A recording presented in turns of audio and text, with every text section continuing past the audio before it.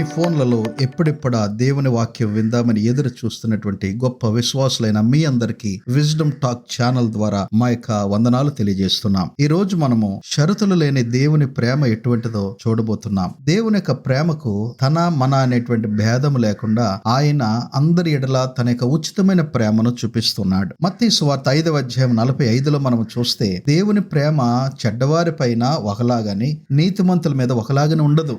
ఆయన అందరికీ తన యొక్క ఉచితమైన వర్ష జలమును, తన యొక్క ఉచితమైన సూర్య కాంతిని ఉదయింప చేస్తూ వాటన్నిటినీ ప్రకృతి సంబంధమైన ప్రతి దానికి ఏ ఆటంకము లేకుండా అందరికీ అన్నిటినీ సమానముగా ఇస్తున్నాడు. అలాంటి గొప్ప దేవుడు భౌతికమైనటువంటి మంచి ఫెసిలిటీస్ ఇవ్వటమే ప్రేమ కాదు గాని మనకు ఆత్మ సంబంధమైన జీవితానికి అవసరమైనటువంటి గొప్ప రక్షణ భాగ్యమును, దేవునితో ఉండేటువంటి గొప్ప అవకాశమును ఇవ్వటము కూడా ఆయన ప్రేమలో ప్రాముఖ్యమైన భాగం. యోహాను రాసినటువంటి మొదటి పత్రిక 4వ అధ్యాయము 9-10 వచనాల్లో ఉన్న మాటను ఒకసారి జ్ఞాపకం చేస్తాను. మనము ఆయన ద్వారా జీవించినట్లు దేవుడు తన అద్వితీయ కుమారుని లోకములోనికి పంపెను. దీని వలన దేవుడు మన యందు ఉంచిన ప్రేమ ప్రత్యక్షపరచబడెను. మనము దేవునిని ప్రేమించితిమి అని కాదు, తానే మనలను ప్రేమించి మన పాపములకు ప్రాయశ్చిత్తమయుండుటకు తన కుమారుని పంపెను. ఇందులో ప్రేమ ఉన్నది. ప్రియులారా, గమనించారా? ఈ యొక్క వచన భాగమును తన యొక్క అద్వితీయ కుమారుణ్ణి ఈ యొక్క పాప లోకములోనికి పంపి మనందరి కొరకు ఆయన బలి అర్పణగా ప్రభువారు ఉండినట్లుగా ఆయనను మన కొరకు ప్రత్యక్షపరిచినటువంటి దానిలో ఎంత ప్రేమ ఉంది. మనము దేవుని ప్రేమిస్తున్నాం అని అనుకుంటున్నామో కాదు, మనము దేవుని ప్రేమించితిమి అని కాదు, తానే మనలను ప్రేమిస్తున్నాడు. ఎంత ప్రేమ అనేటువంటి దానికి అవధులు లేవు. ఇదే యోహాను తాను రాసినటువంటి సువార్త పుస్తకములో 3వ అధ్యాయం 16లో మనం చూస్తే దేవుడు లోకమును ఎంతో ప్రేమించిననుంది. ఎంత మనం కొలవలేం. ఎవరైనా తన యొక్క కష్టార్జితములో శ్రేష్టమైన భాగమును ఇవ్వడానికే మనసు రాలేనటువంటి కఠినమైన రోజుల్లో మనం ఉన్నాం. మనుషుడు తనది అనుకున్నప్పుడు దానిని ఉచితముగా త్యాగపూరితముగా ఇవ్వటంలో చాలా ఇబ్బంది పడతాడు, లేదా ఇవ్వలేడు, తెగించలేడు. ఏదో ఆయన అనుకున్న దానిలో తన విచక్షణ బట్టి కొంతవరకు ఏదైనా చేస్తాడేమో. కానీ దేవుడు అలా కాదే. మనందరి యొక్క పాప విమోచన కొరకు తన ఏకైక కుమారుడైన క్రీస్తుని మన కొరకు బలిగా అర్పించాడు. ఆ బలి అర్పణ ద్వారా మన పాపముల వలన వాస్తవానికి మనము దుర్గంధభరితమైనటువంటి పరిస్థితుల్లో తన కుమారుని రక్తము వలన మనల్ని పరిశుద్ధపరిచి తనకు పరిమళ వాసనగా చేసుకుని ఉన్నాడు. అంటే మనలో ఆ పరిమళత్వం కోసం ఏకంగా తన అద్వితీయ కుమారుడినే మన కొరకు అర్పించినటువంటి దేవుని ప్రేమ షరతులు లేని ప్రేమ కాదా? ఒక్కసారి ఆలోచించండి. కనుకనే దేవుని ప్రేమ ఎంత అవధులు లేని ప్రేమగా ఉండగా ఆ ప్రేమను మనము కనుగొంటున్నామా? ఆ ప్రేమలో మనము నిలుస్తున్నామా? ఆ ప్రేమను మనము చవి చూస్తున్నామా అనేది మనము చూడాలి. దీని గురించి నేను క్రొత్త నిబంధనలో ప్రభువారే నేర్పినటువంటి ఒక ఉపమానమును నేను మీకు గుర్తు చేయాలనుకుంటున్నాను. లూకా రాసిన సువార్త 15వ అధ్యాయము 11 నుండి చివరి వరకు మనం చూస్తే ప్రభువైన యేసు ఒక ఉపమానం చెప్పారు. అక్కడ వాక్య భాగాన్ని చదువుకుంటూ వెళ్తాను, అది మీకు సింపుల్ గా అర్థమవుతుంది. మరియు ఆయన ఇట్లనెను, ఒక మనుషునికి 2 కుమారులుండిరి. వారిలో చిన్నవాడు, తండ్రి, ఆస్తిలో నాకు వచ్చు భాగము ఎమ్మని తన తండ్రిని అడగగా అతడు వారికి తన ఆస్తిని పంచిపెట్టెను. కొన్ని దినములైన తరువాత ఆ చిన్న కుమారుడు సమస్తమును కూర్చుకొని దూరదేశమునకు ప్రయాణమైపోయి అక్కడ తన ఆస్తిని దుర్వ్యాపారం వలన పాడు చేసెను. అదంతయు ఖర్చు చేసిన తరువాత ఆ దేశమందు గొప్ప కరువు రాగా వాడు ఇబ్బంది పడసాగి వెళ్లి ఆ దేశస్థులలో ఒకని చెంత చేరెను. అతడు పందులను మేపుటకు తన పొలములలోనికి వానిని పంపెను. వాడు పందులు తిను పొట్టుతో తన కడుపు నింపుకొన ఆశపడిన గాని ఎవడనో వానికి ఏమీ ఇయ్యలేదు. అయితే బుద్ధి వచ్చినప్పుడు వాడు, నా తండ్రి యొద్ద ఎంతో మంది కూలివాండ్రకు అన్నము సమృద్ధిగా ఉన్నది, నేనైతే ఇక్కడ ఆకలికి చచ్చిపోవచ్చున్నాను. నేను లేచి నా తండ్రి యొద్దకు వెళ్ళి, తండ్రి, నేను పరలోకమునకు విరోధముగాను నీ ఎదుటను పాపము చేసితిని.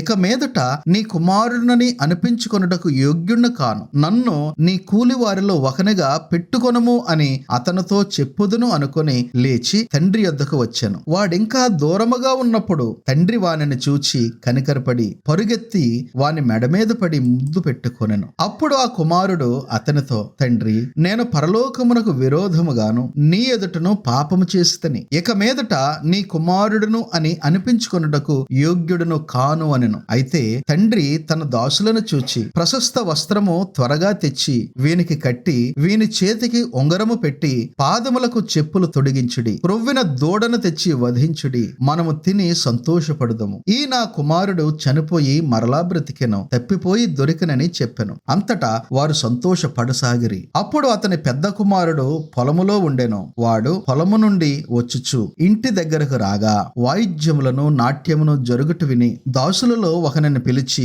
ఇవి ఏమిటి అని అడగగా, ఆ దాసుడు అతనితో, నీ తమ్ముడు వచ్చి ఉన్నాడు, అతడు తన యొద్దకు సురక్షితముగా వచ్చినందున నీ తండ్రి క్రొవ్విన దూడను వధించెను అనెను. అయితే అతడు కోపపడి లోపలికి వెళ్ళనొల్లకపోయిన గనుక అతని తండ్రి వెలుపలికి వచ్చి లోపలికి రమ్మని బతిమాలు కొనెను. అందుకతడు తన తండ్రితో, ఇదిగో ఇన్ని ఏండ్ల నుండి నిన్ను సేవించుచున్నానే, నీ ఆజ్ఞను నేనన్నడను మేరలేదే. అయినను నా స్నేహితులతో సంతోషపడినట్లు నీవు నాకెన్నడను ఒక్క మేకపిల్లనైనను ఇవ్వలేదు. అయితే నీ ఆస్తిని వేశ్యలతో తినివేసిన ఈ నీ కుమారుడు రాగానే వీని కొరకు క్రొవ్విన దూడను వధించితివి అని చెప్పాను. అందుకతడు, కుమారుడా, నీవు ఎల్లప్పుడూ నాతో కూడా ఉన్నావు, నావన్నీయు నీవి, మనము సంతోషపడి ఆనందించుట యుక్తమే. ఈ నీ తమ్ముడు చనిపోయి తిరిగి బ్రతికెను, తప్పిపోయి దొరికెను అని అతనితో చెప్పాను. ఎంత మంచి ఉపమానం చెప్పారు ప్రభువారు. ఇద్దరు కుమారులలో ఒకడు తన యొక్క విలాసాలకు లోనై తన యొక్క స్నేహితుల ప్రభావం వలన చెడిపోయిన మనసుతో తన ఆస్తిని తాను తీసుకుని వెళ్లిపోయి పాడు చేశాడు. వేశ్యలతో, దుర్వ్యాపారంతో, బహుశా ఎంతో దారుణమైనటువంటి పరిస్థితిలోకి వెళ్లి ఎంత ఆస్తి ఉందో అంతటిని పాడు చేసుకుని వచ్చాడు. అంత పాపాత్ముడు పశ్చాత్తాపడి వచ్చినప్పుడు కన్న తండ్రి చూసారా ఎలాగ స్వీకరించాడు. మనుషులమైన మన ప్రేమలే కన్న బిడ్డల ఎడల అంతగా చూపిస్తున్నప్పుడు మనల్ని కలుగజేసిన మన పరమ తండ్రి పాపం వలన చెడిపోయినటువంటి మానవుడు తిరిగి ఆ తండ్రి పక్షమునకు తిరిగినప్పుడు తండ్రితో ఉన్నటువంటి వారు ఆనందించాలే కానీ అక్కడ తన సహోదరుడు ఎలాగైతే వ్యసనపడుచు పోలుస్తున్నాడు, నేను నీతో ఉన్నాను, నిన్ను సేవిస్తున్నాను, అయినా వెనక తప్పిపోయి వచ్చిన వాడికి నువ్వు అన్ని చేస్తున్నావే, గొప్ప గొప్ప విందు చేసి నాకు కనీసం ఒక మేకపిల్లనైనా ఇచ్చేవనే కంపారిజన్లోకి వెళ్ళాడు. ప్రియ ప్రేక్షకులారా, మన విశ్వాసము ఎలా ఉంది? దేవుని ప్రేమను, షరతులు లేని దేవుని యొక్క ప్రేమను, తండ్రి ప్రేమ కంటే గొప్పదైనటువంటి ఆ ప్రేమను మనము స్వార్థపూరితంగా భావిస్తున్నామా? ఈ ప్రేమ అంతా నాకే దక్కాలి తప్ప ఎవరికి దక్కకూడదనేటువంటి భావన ఉందా? అది ప్రేమ కాదు. ప్రేమ అందరినీ చేర్చేటువంటి ప్రేమ, అందరినీ కలిపేటువంటి తండ్రిన దేవుడు మనల్ని కలుగు చేసినటువంటి కారణము కూడా మనము చూస్తే ఎవరినూ నశించడానికి ఆయన ఇష్టపడటం లేదు. అందరూ కూడా జీవములో ఎదగాలని ఆలోచిస్తున్నాడు. అలాంటి గొప్ప దేవుడు తన యొక్క కుమారుడినే, ప్రాక్టికల్ గా తన యొక్క ఏకైక కుమారుడినే మన కొరకు అర్పించినప్పుడు మనము ఎంత ప్రేమ చూపించవలసిన వాళ్ళము. అందుకనే మనము రోమీలకు రాసిన పత్రిక 8వ అధ్యాయము 38-39 వచనాల్లో చూస్తే అక్కడ పౌలు కూడా దేవుని ప్రేమ ఎంత లోతుదో మనకి వివరిస్తున్నాడు. చూడండి, మరణమైనను జీవమైనను, దేవదూతలైనను ప్రధానులైనను, ఉన్నవి అయినను రాబోవునవి అయినను, అధికారులైనను ఎత్తైనను లోతైనను, సృష్టింపబడిన మరి ఏదైనను మన ప్రభువైన యేసుక్రీస్తునందలి దేవుని ప్రేమ నుండి మనలను ఎడబాప నేరవు అని రూఢిగా నమ్ముచున్నాను అని అంటున్నాడు. దేవుని ప్రేమ ఎంత గొప్పగా మనము చవి చూస్తుండి కూడా ఒకవేళ మనము ఆ దేవుని ప్రేమను కనుగొనలేక లోక సంబంధమైనటువంటి ప్రేమతోనే మనము పోల్చి అక్కడే మనం ఉండిపోతే మనకంటే ప్రేమ రాహిత్యులు ఎవరు ఉండరు. ఇదే రోమిలకు రాసిన పత్రిక 5వ అధ్యాయంలో ప్రభువైన క్రీస్తు యొక్క ప్రేమ కూడా ఎటువంటిదో, తండ్రి యొక్క ప్రేమ కూడా ఎటువంటిదో అక్కడ వివరిస్తున్నాడు. రోమ 5వ అధ్యాయము 6 నుండి నేను చదువుతున్నాను. ఏలయనగా మనం ఇంకా బలహీనులమై ఉండగా క్రీస్తు యుక్త కాలమున భక్తిహీనుల కొరకు చనిపోయెను. నీతిమంతుని కొరకు సహితము ఒకడు చనిపోవుట అరుదు. మంచివాని కొరకు ఎవడైనా ఒకవేళ చనిపోవ తెగింపవచ్చును. అయితే దేవుడు మన ఎడల తన ప్రేమను వెల్లడిపరుచుచున్నాడు. ఇట్లనగా మనం ఇంకనూ పాపులమై ఉండగానే క్రీస్తు మన మన కొరకు చనిపోయెను. కాబట్టి ఆయన రక్తం వలన ఇప్పుడు నీతిమంతులుగా తీర్చబడి మరింత నిశ్చయముగా ఆయన ద్వారా ఉగ్రత నుండి రక్షింపబడుదము. ఎలయనగా శత్రువులమై ఉండగా ఆయన కుమారుని మరణము ద్వారా మనము దేవునితో సమాధాన పరచబడిన ఎడల సమాధాన పరచబడిన వారమై ఆయన జీవించుట చేత మరీ నిశ్చయముగా రక్షింపబడుదుము.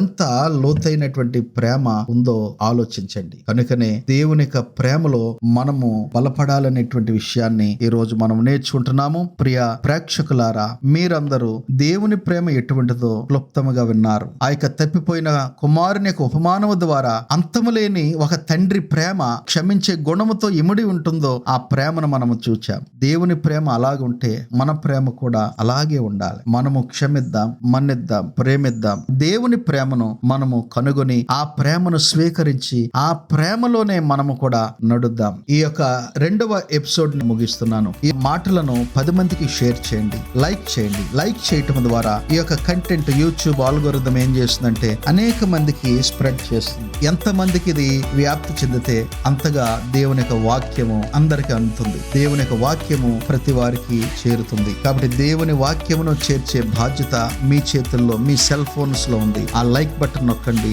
షేర్ చేయండి, కామెంట్ చేయండి. మీ యొక్క ప్రశ్నలు గాని, సందేహములు గాని, మీ జీవితంలో దేవుని యొక్క గొప్ప ప్రేమ ఎటువంటిదో అనేటువంటి విషయాలను గాని మాతో పంచుకోండి కామెంట్ రూపంలో. అలాగే సబ్స్క్రైబ్ చేయండి. వీటి ద్వారా మన యొక్క ఛానల్ అనేక మందికి చేరే అవకాశం ఉంటుంది. కనుక దీనిలో మీరును భాగస్వాములు అవ్వాలని నా యొక్క హృదయపూర్వకమైన విజ్ఞప్తిని మీకు తెలియజేస్తూ ఈనాటి ఈ యొక్క క్లుప్త సందేశమును ముగిస్తున్నాను. మీ అందరికీ వందనాలు. May God be with you always.